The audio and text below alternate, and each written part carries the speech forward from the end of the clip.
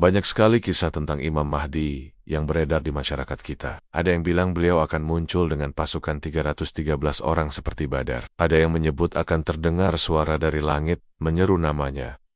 Ada juga yang mengatakan Mahdi membawa panji Nabi yang disimpan berabad-abad. Kisah-kisah ini sering disampaikan di pengajian, video YouTube, bahkan dijadikan bahan ceramah yang memikat perhatian orang awam. Namun jarang sekali disebutkan sumber riwayatnya dari mana, apalagi statusnya apakah sahih, dhaif, atau bahkan palsu. Padahal, para ulama hadis selalu menekankan pentingnya meneliti sanad dan sumber setiap riwayat, agar umat tidak salah paham dan tidak mudah terkecoh dengan cerita-cerita yang sebenarnya rapuh. Salah satu kitab yang sering menjadi rujukan dalam kisah-kisah Imam Mahdi adalah Kitab Al-Fitan, karya Nu'aim bin Ahmad. Kitab ini memang berisi kumpulan hadis dan atsar tentang fitnah akhir zaman, Dajjal, turunnya Nabi Isa, dan tentu saja Imam Mahdi.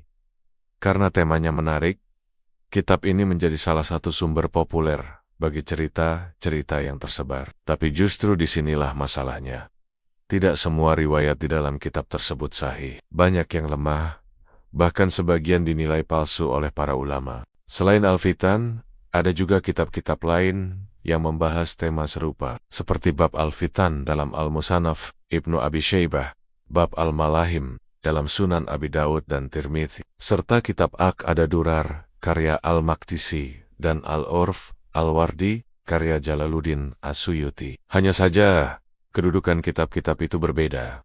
Ada yang lebih kuat sanadnya seperti riwayat dalam Sunan Abi Dawud, dan ada yang sekadar kumpulan riwayat tanpa seleksi yang ketat seperti Aq'ada Durar. Oleh sebab itu, sangat penting bagi kita untuk berhati-hati. Jangan sampai karena semangat membicarakan Imam Mahdi, kita justru menyebarkan hadis yang tidak pernah benar-benar diucapkan Nabi. Kalau kita ingin memahami kenapa banyak kisah tentang Imam Mahdi beredar luas, kita perlu mengenal salah satu sumbernya. Seperti telah disebutkan sebelumnya, yaitu Kitab Al-Fitan yang disusun oleh Nu'aim bin Ahmad, seorang ulama dari Marwas yang wafat tahun 228 Hijriah. Menariknya, beliau adalah guru dari Imam Bukhari, penulis Syahih Al-Bukhari. Artinya, secara keilmuan, beliau hidup di masa para imam hadis besar. Isi kitab ini adalah kumpulan riwayat tentang fitnah akhir zaman, munculnya berbagai bencana, perpecahan umat, kedatangan Dajjal, turunnya Nabi Isa, dan tentu saja kabar tentang Imam Mahdi.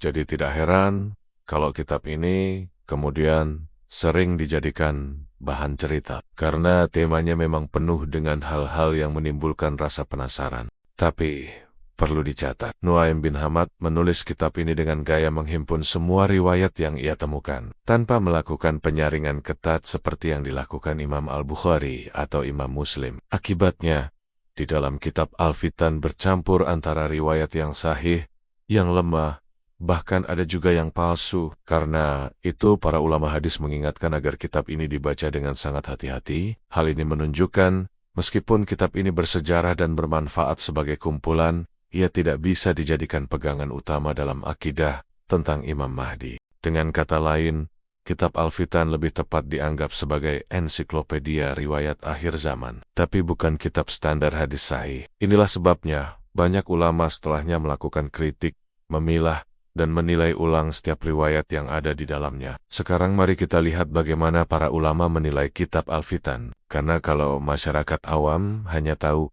ada hadisnya di Kitab Al-Fitan, bisa salah paham, seolah-olah semua yang ada di situ pasti benar. Padahal para ulama ahli hadis sudah lama memberi catatan khusus tentang kitab ini.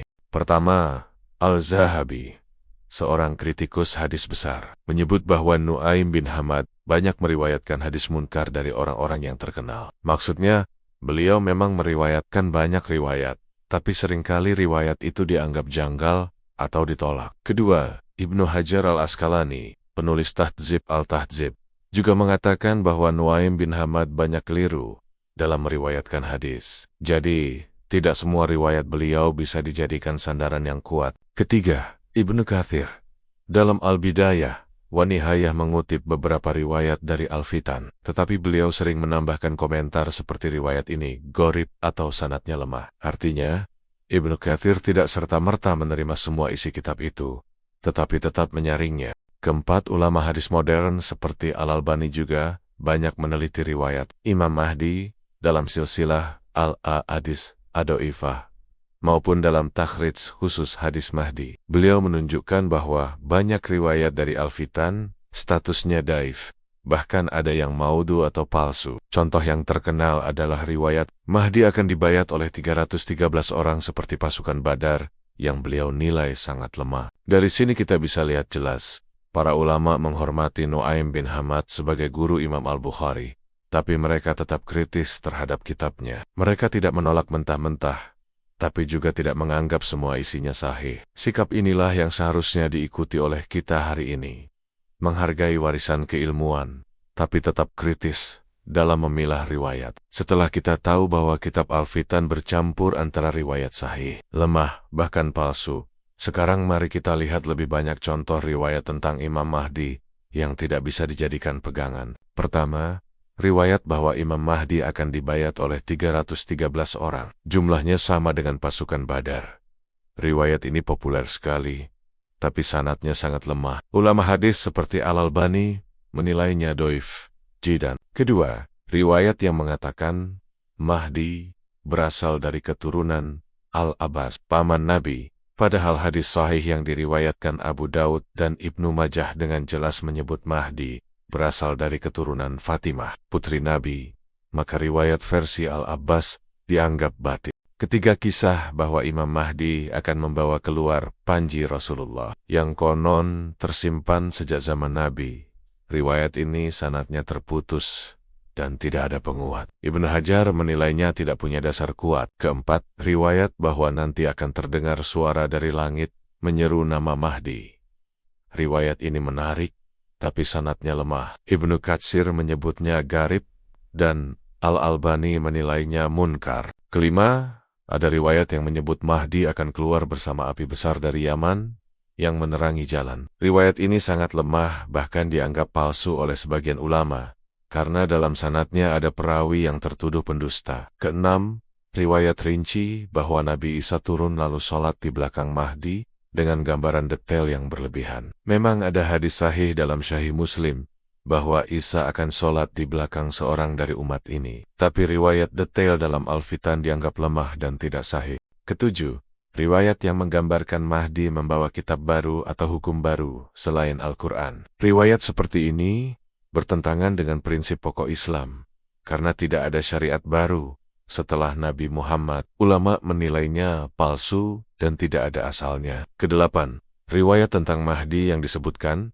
akan menaklukkan Konstantinopel dengan cara takbir 3 kali, lalu temboknya runtuh. Riwayat ini ada dalam Al-Fitan, tapi sanadnya sangat lemah dan para ulama menganggapnya tidak bisa dijadikan hujah. Kesembilan, riwayat bahwa Mahdi akan memiliki sifat fisik yang sangat spesifik dengan detail berlebihan. Misalnya disebutkan bentuk wajah dan pakaiannya. Riwayat semacam ini umumnya dhaif dan banyak dikritisi oleh ulama karena tidak ada sanad sahih yang mendukungnya. Kesepuluh, riwayat yang mengaitkan Mahdi dengan simbol-simbol mistis tertentu, seperti cincin Nabi Sulaiman atau senjata khusus dari langit. Riwayat-riwayat semacam ini dipandang sebagai khurafat yang disusupkan, bukan berasal dari Nabi. Dari contoh-contoh di atas, jelas bahwa meskipun kisahnya menarik untuk didengar, banyak riwayat dalam kitab Al-Fitan tidak bisa dipercaya. Kalau kita tidak hati-hati, kita bisa saja ikut menyebarkan cerita yang justru tidak pernah diucapkan Nabi. Kalau begitu, bagaimana cara kita membedakan mana riwayat tentang Imam Mahdi yang bisa dipercaya dan mana yang tidak? Caranya adalah dengan merujuk kepada kitab-kitab hadis yang memang diakui oleh para ulama, bukan hanya bersandar pada kitab Al-Fitan. Ada beberapa riwayat sahih tentang Imam Mahdi yang datang dari kitab hadis utama. Misalnya, pertama, hadis dari Ummu Salamah bahwa Nabi bersabda, Al-Mahdi itu dari keturunanku, dari anak cucu Fatimah. Dari sini jelas, Mahdi adalah keturunan Nabi dari jalur Fatimah, bukan dari jalur lain. Kedua, hadis dari Abdullah bin Mas'ud radhiyallahu anhu, Nabi bersabda, seandainya dunia ini tinggal sehari saja, niscaya Allah akan panjangkan hari itu, hingga Dia mengutus seorang laki-laki dari keluargaku. Namanya sesuai dengan namaku, dan nama ayahnya sesuai dengan nama ayahku. Ia akan memenuhi bumi dengan keadilan, sebagaimana bumi sebelumnya dipenuhi dengan kezaliman. Hadis ini menjelaskan sifat Mahdi, namanya sama dengan Nabi, yaitu Muhammad bin Abdullah. Ketiga, hadis dari Ali bin Abi Thalib radhiyallahu anhu, Nabi bersabda, Al-Mahdi dari keturunanku, Allah akan memperbaikinya dalam satu malam. Maksudnya, Mahdi akan diberi taufik oleh Allah dengan perbaikan akhlak dan iman secara mendalam. Dari hadis-hadis sahih ini, kita tahu, Mahdi benar adanya, bukan hayalan. Ia dari keturunan Nabi melalui Fatimah. Namanya sama dengan Nabi, Muhammad bin Abdullah. Ia akan memimpin dengan adil, menegakkan kebenaran setelah masa penuh kezaliman. Selain itu, untuk memudahkan umat awam yang tidak mungkin membuka kitab hadis tebal, para ulama juga sudah membuat kitab-kitab khusus tentang Imam Mahdi. Misalnya, Al-Qaul Al-Mukhtasar fi Alamat Al-Mahdi Al-Muntazar, karya Ibnu Hajar Al-Haytami, Al-Urf Al-Wardi fi Akhbar Al-Mahdi, karya Jalaluddin As-Suyuti, Ad Duror fi Akbar Al-Muntazar, karya Al-Maqdisi, dan yang paling bermanfaat untuk zaman sekarang, Ahadits Al-Mahdi, karya Al-Albani. Karena di situ sudah dipilah mana hadis yang sahih, mana yang daif, dan mana yang palsu. Dengan adanya karya-karya ini, kita jadi tidak perlu bingung. Peganglah riwayat sahih, tinggalkan yang doif atau palsu, supaya keyakinan kita tentang Imam Mahdi benar-benar sesuai dengan ajaran Nabi. Mungkin ada yang bertanya, kenapa kita harus repot-repot mengkritisi riwayat-riwayat dalam kitab Al-Fitan atau kitab sejenisnya? Bukankah ini hanya soal cerita akhir zaman, yang penting kita beriman saja? Jawabannya, justru karena masalah ini berkaitan dengan akidah umat. Kalau kita tidak kritis, akibatnya bisa berbahaya. Bahaya pertama, banyak kelompok menyimpang menggunakan hadis-hadis lemah untuk propaganda mereka. Ada yang mengaku sebagai Imam Mahdi, ada yang mengaku pengikut Mahdi, dan semua itu sering dibumbui dengan riwayat-riwayat doif dari kitab Al-Fitan. Padahal Nabi sudah mengingatkan, akan muncul pendusta-pendusta besar. Jumlahnya mendekati 30. Semuanya mengaku sebagai Nabi. Maka tidak aneh kalau ada juga yang mengaku sebagai Mahdi dengan dalih hadis-hadis lemah. Bahaya yang kedua, jika umat hanya percaya begitu saja pada kisah-kisah tanpa saringan, akan mudah muncul kepanikan, spekulasi, dan keyakinan yang keliru. Misalnya, ada yang menyangka setiap konflik besar pasti tanda keluarnya Mahdi, padahal hadis sahih tidak pernah menyebut detail semacam itu. Ketiga, sikap kritis ini adalah ajaran para ulama sejak dahulu. Imam Malik pernah berkata, ilmu ini adalah agama. Maka perhatikanlah dari siapa kalian mengambil agama kalian. Artinya, tidak semua yang diberi label hadis boleh kita telan mentah-mentah, apalagi kalau bersumber dari kitab yang penuh dengan riwayat lemah. Keempat, mengkritisi riwayat lemah bukan berarti kita menolak keberadaan Imam Mahdi. Justru sebaliknya, kita sedang menjaga agar keyakinan tentang Mahdi sesuai dengan hadis sahih, bukan bercampur dengan dongeng atau tambahan palsu. Karena itu, membedakan antara riwayat sahih dan doif adalah kewajiban. Ini bukan hanya kerja ulama, tapi umat awam juga harus tahu, agar tidak mudah terpengaruh cerita-cerita viral tanpa dasar. Maka dengan cara itu, kita menjaga agama kita tetap bersih, sesuai dengan apa yang benar-benar diajarkan Nabi. Dari semua pembahasan tadi, kita bisa ambil pelajaran penting. Tidak semua yang disebut hadis, itu benar-benar sahih dari Nabi. Ada yang sahih, ada yang daif, bahkan ada yang palsu. Dan salah satu kitab yang paling banyak dijadikan sumber cerita tentang Imam Mahdi adalah kitab Al-Fitan. Kitab ini bersejarah, tapi isinya campur aduk, ada yang kuat, ada yang lemah, ada yang tidak bisa dipertanggungjawabkan. Karena itu, jangan mudah percaya setiap kisah tentang Mahdi yang kita dengar di pengajian, di media sosial, atau di YouTube, apalagi kalau tidak jelas sumbernya. Selalu tanyakan, apakah ini hadis sahih? Dari kitab mana? Bagaimana penilaian ulama? Peganglah riwayat-riwayat yang sahih dari kitab-kitab utama, seperti Sunan Abu Dawud, Tirmidzi, Ibnu Majah, dan Musnad Ahmad, atau dari kitab-kitab ringkas yang sudah disaring oleh ulama terpercaya, seperti Ahadits Al-Mahdi, karya Al-Albani. Maka dengan itu, kita tidak tertipu oleh cerita-cerita yang hanya membangkitkan sensasi, tapi tidak berdasar. Dan jangan bingung bila tidak menemukan hadis Mahdi dalam Sahih Bukhari atau Sahih Muslim. Itu bukan berarti hadis Mahdi tidak sahih. Kedua kitab itu memang tidak memuat semua hadis sahih. Mereka hanya memilih sebagian. Hadis tentang Mahdi ada di kitab lain dengan sanad sahih yang diakui para ulama. Ingatlah pesan para ulama, agama ini dibangun di atas dalil yang sahih, bukan cerita yang lemah. Maka sikap kita adalah hati-hati, kritis, dan selalu berpegang pada ilmu yang benar. Semoga Allah menjauhkan kita dari fitnah akhir zaman, menjaga iman kita, dan meneguhkan hati kita hingga wafat dalam keadaan membawa akidah yang lurus.